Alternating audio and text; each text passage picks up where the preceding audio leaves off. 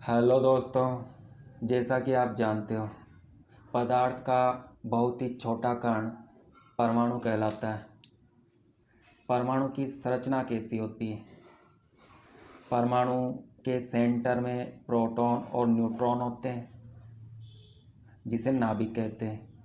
नाभिक के चारों ओर वृत्ताकार कक्षाओं में इलेक्ट्रॉन चक्कर लगाते हैं। तो यह परमाणु की संरचना है। क्या हम इस संरचना को देख सकते हैं? नहीं देख सकते। परमाणु की संरचना को हम अपनी आंखों से नहीं देख सकते। परमाणु बहुत ही छोटा कण है और इतना छोटा है कि उसकी संरचना को सूक्ष्मदर्शी के द्वारा भी नहीं देख सकते। तो इस संरचना का पता कैसे चला? बहुत से वैज्ञानिकों ने प्रयोग किए। बहुत से वैज्ञानिकों ने परमाणु संरचना के सिद्धांत दिए। उन प्रयोगों से, उन सिद्धांतों से पता चला कि परमाणु की संरचना कुछ इस तरह से होती है। थॉमसन ने परमाणु संरचना के बारे में क्या बताया? रदरफोर्ड ने क्या बताया? तो आज हम थॉमसन और रदरफोर्ड इनके परमाणु मॉडल को समझेंगे। थॉमसन का परमाणु मॉडल। थॉमसन ने क्या बताया? परमाणु धनावेश से बना होता है। परमाणु धनावेश से बना एक ठोस गोला है और इस धनावेश को उदासीन करने के लिए, इस धनावेश को उदासीन बनाए रखने के लिए इसमें ऋणावेशित कण इधर उधर बिखरे होते हैं। जितना धनावेश होता है उतना ही ऋणावेश होता है, मतलब परमाणु उदासीन होता है। थॉमसन के परमाणु मॉडल को तरबूज मॉडल भी कहते हैं और इसे प्लम पुडिंग मॉडल भी कहते हैं।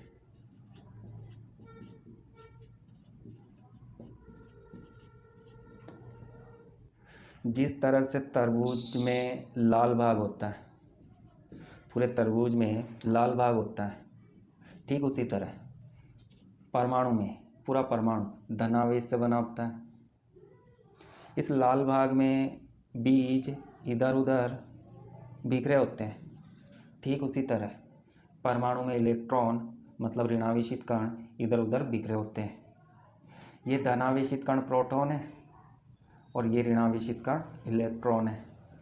दोस्तों, यह मॉडल अमान्य है। यह मॉडल परमाणु के बहुत से गुणों को नहीं समझा सका। यह केवल इतना बताता है कि परमाणु उदासीन होता है। यह परमाणु की उदासीनता को स्पष्ट करता है। परमाणु में जितना धनावेश होता है उतना ही ऋणावेश होता है। तो थॉमसन के बाद आया रदरफोर्ड परमाणु मॉडल। रदरफोर्ड ने एक प्रयोग किया जिसे अल्फा कण प्रकीर्णन प्रयोग या स्वर्णपत्र प्रयोग कहते हैं। इस प्रयोग का सेटअप क्या था? इसमें एक बॉक्स होता है और बॉक्स में एक छोटा सा छिद्र होता है।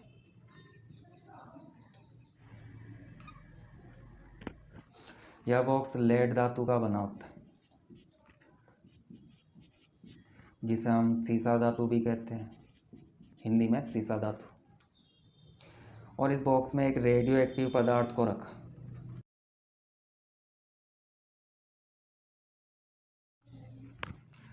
रेडियो एक्टिव पदार्थ क्या होते हैं? यूरेनियम, प्लूटोनियम, बिस्मथ, रेडियम और भी बहुत सारे पदार्थ हैं जो रेडियो एक्टिव पदार्थ हैं। रेडियो एक्टिव पदार्थों के परमाणुओं से रेडिएशन निकलता है। रेडिएशन मतलब रेडियो एक्टिव पदार्थों से विकिरण निकलते हैं। इन पदार्थों का विघटन होता रहता है, ये टूटते रहते हैं और इनमें से विकिरण निकलते हैं। ये विकिरण अल्फा कण होते हैं, बीटा कण होते हैं, गामा किरणें होती है, एक्स किरणें होती है, पराबैंगनी विकिरण होते हैं, यूवी। और ये विकिरण स्वतः निकलते रहते हैं। ऐसे पदार्थों को रेडियोएक्टिव पदार्थ कहते हैं। सामान्यतः यहाँ पर जो रेडियोएक्टिव पदार्थ लिया जाता है वह बिस्मथ है और इस बिस्मथ से अल्फा कण निकलते हैं।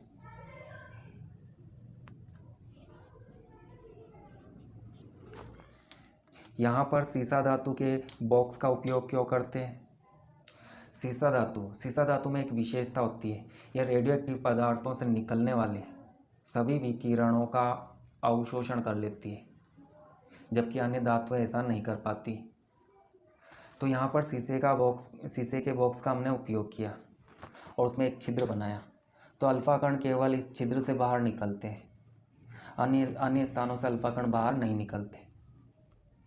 इन अल्फा कणों के सामने सीसा धातु की एक प्लेट भी रखते हैं जिसमें एक बारीक छिद्र होता है और ये अल्फा कण इस छिद्र से निकलते हैं। अल्फा कणों की एक बहुत ही बारीक बीम बनती है, मतलब बहुत ही बारीक किरण बनती है।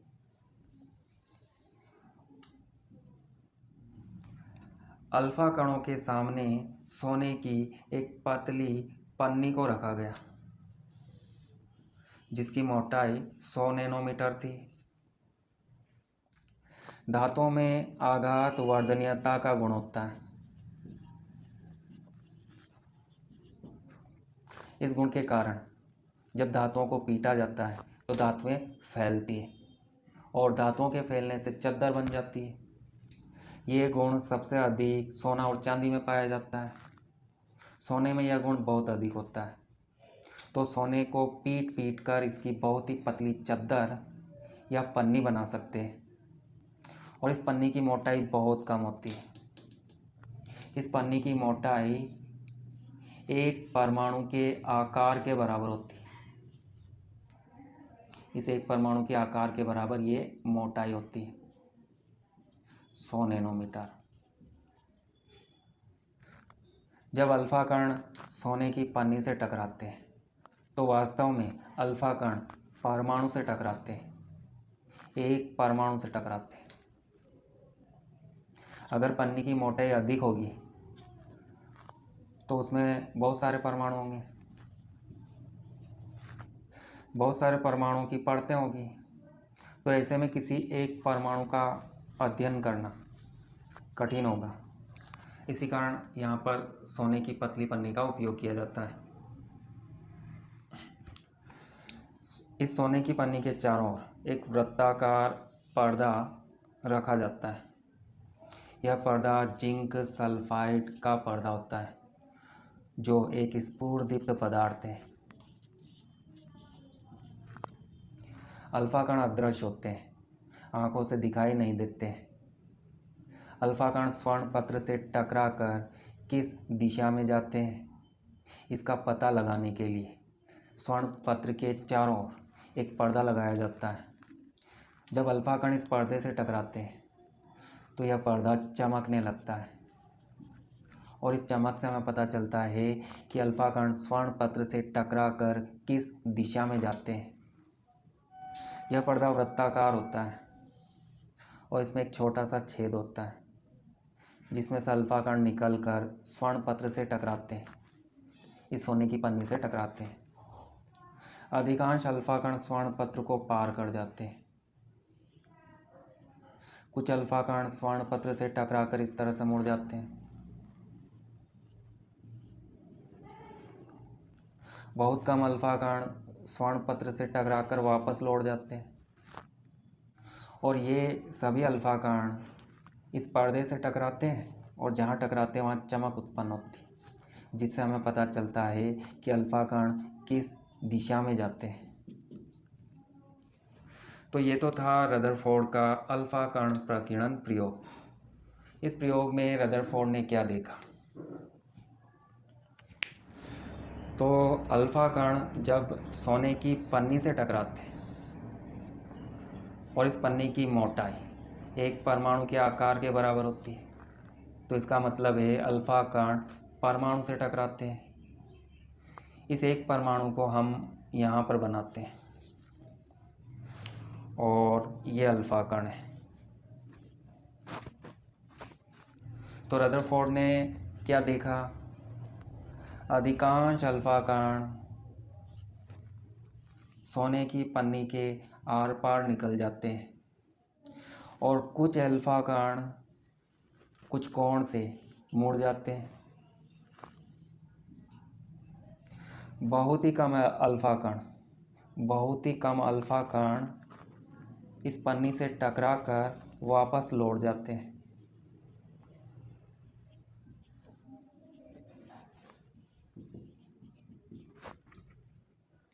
अधिकांश अल्फा कण स्वर्ण पत्र के आर पार निकल जाते हैं। इसका क्या मतलब है? इसका मतलब है परमाणु खोखला होता है। थॉमसन ने क्या बताया था? परमाणु धनावेश से बना होता है और ठोस गोला होता है, जबकि रदरफोर्ड के अनुसार परमाणु खोखला होता है। परमाणु का अधिकांश भाग खाली होता है और उस खाली भाग में से अल्फा कण आर पार निकल जाते हैं और बहुत ही कम अल्फा कण, लगभग 20,000 में से एक अल्फा कण स्वर्ण पत्र से टकराकर लौट जाता है। तो इसका मतलब है कि इस परमाणु के सेंटर में यहाँ पर कुछ होता है जिससे टकराकर अल्फा कण लौट जाता है। इसे समझने के लिए हमें अल्फा कण को देखना होगा कि अल्फा कण क्या होते हैं। हीलियम में 2 इलेक्ट्रॉन होते हैं और जब हीलियम परमाणु 2 इलेक्ट्रॉन निकाल देता है तो इस पर 2 धनावेश आ जाता है। हीलियम के इस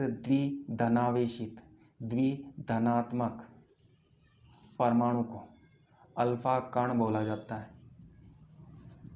इसी का नाम अल्फा कण है। तो इसका मतलब है अल्फा कण धनावेशित होते हैं। और ये बात आपको पता है कि समान आवेशों में प्रतिकर्षण होता है। 2 धनावेशों के बीच में क्या होता है? प्रतिकर्षण होता है। दोनों धनावेश एक दूसरे को धकेलते हैं। तो इसका मतलब है इस सेंटर में धनावेश होता है और यह धनावेश अल्फा कण के धनावेश को प्रतिकर्षित करता है।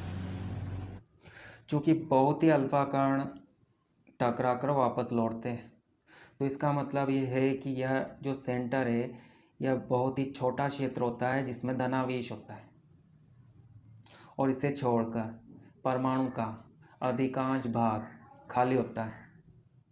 धनावेशित अल्फा कण जो इस धनावेश के सामने होते हैं, प्रतिकर्षण के कारण वे टकराकर वापस लौट जाते हैं। इसी धनावेशित स्थान को रदरफोर्ड ने नाभिक कहा। तो नाभिक की खोज किसने की थी? रदरफोर्ड ने। परमाणु के इस खाली भाग में इलेक्ट्रॉन होते हैं जो नाभिक के चारों ओर चक्कर लगाते हैं और इस नाभिक में धनावेश का कारण प्रोटॉन है। प्रोटॉन नाभिक में स्थित होते हैं, प्रोटॉन धनावेशित होते हैं, तो इस नाभिक पर धनावेश होता है। रदरफोर्ड के परमाणु मॉडल को सौर मॉडल या प्लैनेट मॉडल भी कहते हैं। क्यों कहते हैं? सौर मंडल में क्या होता है? सूरज के चारों पृथ्वी चक्कर लगाती है। ठीक उसी तरह परमाणु में इलेक्ट्रॉन नाभिक के चारों ओर चक्कर लगाते हैं। इस मॉडल के अनुसार परमाणु का अधिकांश भाग रिक्त होता है। परमाणु का संपूर्ण भार नाभिक में होता है।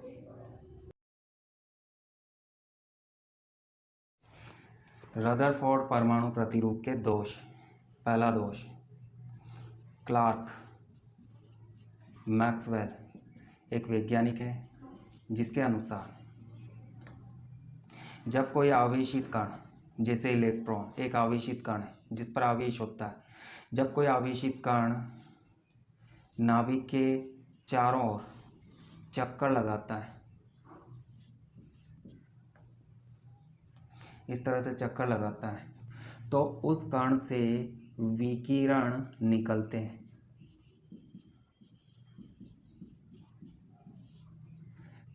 ऊर्जा के विकिरण निकलते हैं।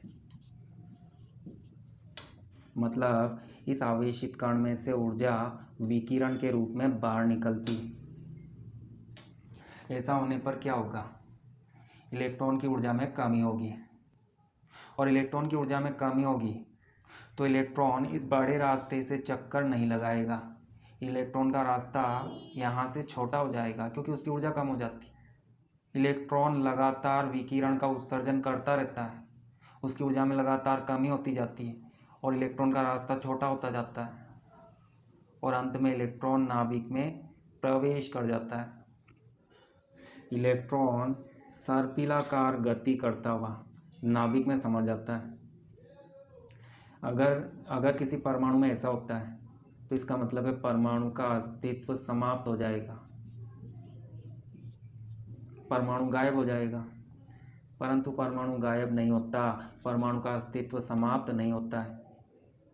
रदरफोर्ड इस बात को नहीं समझा सका कि इलेक्ट्रॉन लगातार ऊर्जा के विकिरण छोड़ता है, इलेक्ट्रॉन की ऊर्जा में कमी होती जाती है और इलेक्ट्रॉन की ऊर्जा में कमी होगी तो इलेक्ट्रॉन नाभिक के पास आता जाएगा और नाभिक में प्रवेश कर जाएगा। परंतु किसी भी परमाणु में ऐसा नहीं होता है। इस बात को रदरफोर्ड नहीं समझा सका। दूसरी सीमा, रदरफोर्ड के परमाणु मॉडल के अनुसार परमाणु का स्पेक्ट्रम सतत होना चाहिए।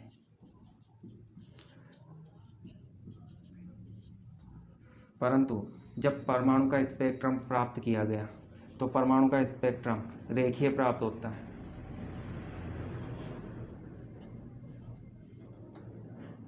रदरफोर्ड के मॉडल के अनुसार परमाणु का स्पेक्ट्रम सतत होना चाहिए, परंतु परमाणु रेखीय स्पेक्ट्रम देता है, सतत स्पेक्ट्रम नहीं देता। इस बात को रदरफोर्ड नहीं समझा सका।